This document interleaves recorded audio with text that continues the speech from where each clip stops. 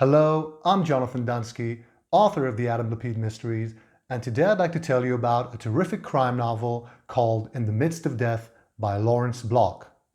In the Midst of Death is book 3 of the Matthew Scudder series. In previous videos on this channel, I reviewed books 1 and 2 of the series.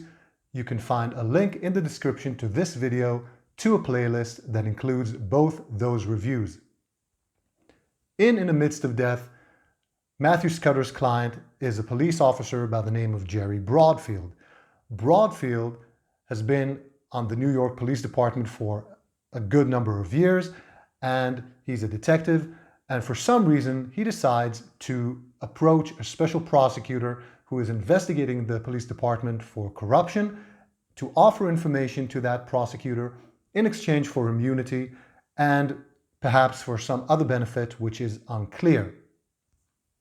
Naturally, this doesn't make Broadfield any friends on the police department. In fact, all the other cops hate him. They consider him a traitor to the badge and the department.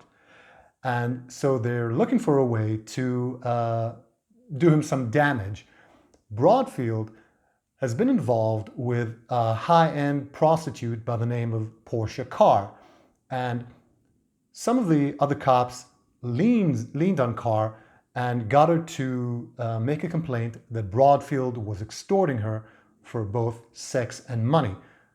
Portia Carr is British. She's an immigrant in the United States, and her status as an immigrant is sort of shaky. She is always under the threat of deportation, so she goes along with the demand of the other cops and makes this complaint on Broadfield, and the complaint is false. Broadfield never extorted her for anything. So Broadfield hires Matthew Scudder, who's this sort of unlicensed, unofficial private investigator and a former police detective himself. Broadfield wants Scudder to go and talk to Portia Carr to get her to drop the charges or to find some other way to get the charges dropped. In the meantime, Broadfield, fearing that he might get arrested over this complaint by Portia Carr, is hiding out in an apartment that he got somewhere in Manhattan. So Scudder goes and speaks with Carr right in the beginning of the book, in chapter 1, and their conversation is fascinating. Portia Carr is a well-portrayed character, and there is some sort of sexual tension or chemistry between her and Scudder. So he talks with her and realizes that she's in a sort of between a rock and a hard place. She has to go through this complaint, or she might she might end up deported or otherwise leaned on by the other cops. Things get worse for Jerry Broadfield soon after, because Portia Carr is discovered dead in the apartment in which Broadfield was hiding. And someone notifies the police about this. Broadfield is arrested and taken to jail. So now he hires Scudder to find out who really did it, who really murdered Portia Carr and framed him for her murder. And Scudder agrees, because Scudder hates murders more than any other crimes. He believes that murders are special and that society is worse off when someone who commits murder stays free. And he also has had that connection with Portia Carr, which gives the case a personal element. And this is important because Scudder doesn't like Jerry Broadfield very much. Broadfield is a crooked cop himself. He is corrupt, and it's quite clear that he's corrupt. And Scudder doesn't trust Broadfield when he asks him why he went to that special prosecutor in the first place. Broadfield claims that it was because he got fed up with all the corruption in the police department, but Scudder doesn't believe him, because it's obvious that Broadfield was on the take and took quite a bit. When Scudder takes the case, when he becomes Broadfield's man, when he investigates the case in order to set Broadfield free, he gets on the bad side of basically any other cop in New York City, including cops that Scudder worked with back when he was still a police detective, and cops with which he is still friendly.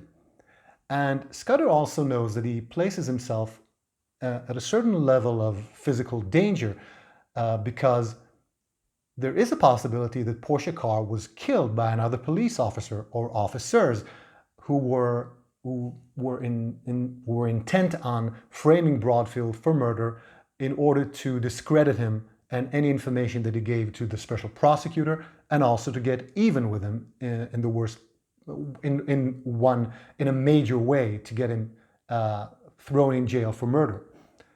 And Scudder knows that he now faces the wrath of all these cops, including those who may have been responsible for Portia Carr's murder.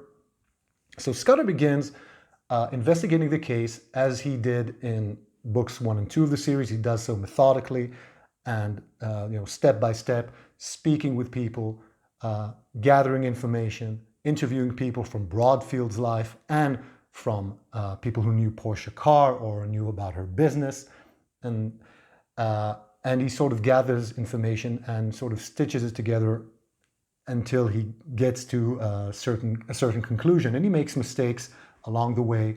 He arrives at wrong conclusions, learns from them, and tries going on a different route. And it's all fascinating the way that he talks with people, collects this information, and sort of goes on a journey until he solves the mystery.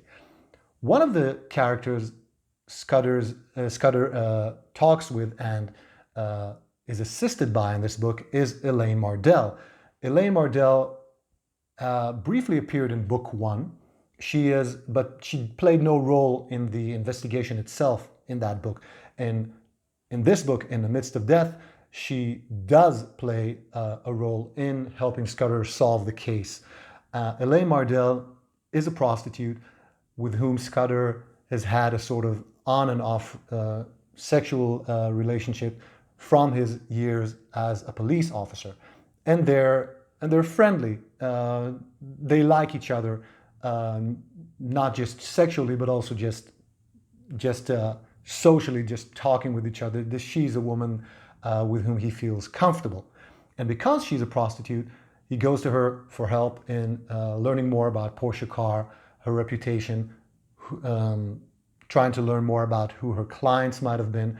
And Elaine Mardel is a character that will play a significantly greater role in the Matthew Scudder series in later books. So it's nice to get to know her more in this book, in book 3, because she will become an important character in the series in general. Overall, the mystery in this book is fascinating. The way that Scudder goes about solving it is intriguing. You sort of get to go on a journey with a man, with a detective, and see how he works. And it's riveting to see the way that Scudder operates, the way that he sometimes leans on people to get information, but also knows to cajole them in other circumstances, also to gather information. We also see Scudder continuing his downward spiral into alcoholism, which is a process that began in book 1 and has gradually worsened. But we also get a glimpse of what Scudder's life might be like if he found a reason to live more fully. And this is because in this book, it's the first time in the series in which Scudder gets emotionally involved with a woman. He had physical encounters with women in the previous books, but this is the first time in which he gets emotionally invested. And we sort of get a peek or a sliver of a promise as to how Scudder might have lived if he found a reason to get back to regular life, the life that he gave up when he stopped being a police detective, when he left his wife and children after having a shooting accident while on the job as a police detective, something that I talked about in the reviews of books 1 and 2. In the Midst of Death is a short book, something that you can breeze through in a couple of hours, or maybe more than a couple, 3 or 4 hours, depends on the pace of your reading. But it's a short book, and it flows by very quickly. It's another great installment in this fascinating mystery series, and I urge you to check it out. You can find links in the description below to where you can find copies of this terrific book. It's an excellent mystery in an excellent series, and another must-read book by Lawrence Block, who is a prolific writer of crime fiction in various subgenres. But I believe the Matthew Scudder series is his best and greatest creation. So check it out.